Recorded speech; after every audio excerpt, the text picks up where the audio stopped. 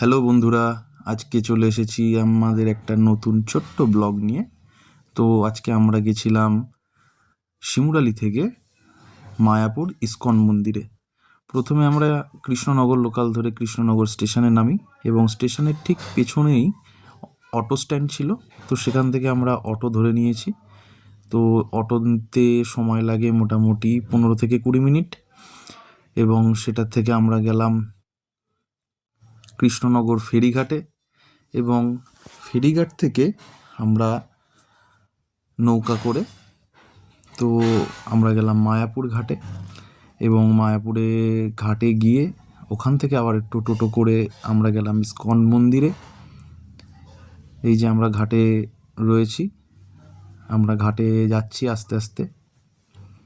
আর এই যে আমাদের ছোট্ট আদিশ্রী রয়েছে আমাদের সাথে। সত্যি বলতে পুরো ট্রিপটাতে ও প্রচণ্ড আনন্দ করেছে, কারণ এটাই হচ্ছে ওর প্রথম ট্রিপ।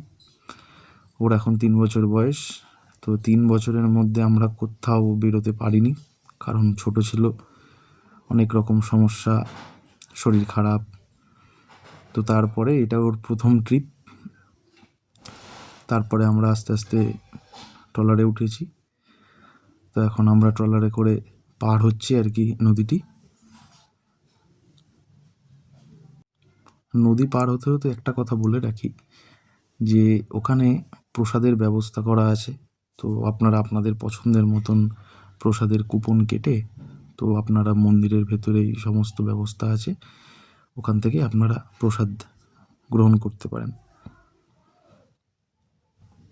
এই যে এইটা হচ্ছে নদীর পার, এবং ওই যে ঘাট। একদম মন্দির দিয়ে প্রথমে ঢুকেই এই হচ্ছে টিকিট কাউন্টার, যেখানে আপনারা প্রসাদের জন্য টিকিট নিতে পারেন, এবং তারপরে অনেক সবাই মিলে একসাথে আপনারা প্রসাদ গ্রহণ করতে পারেন, মহাপ্রসাদ।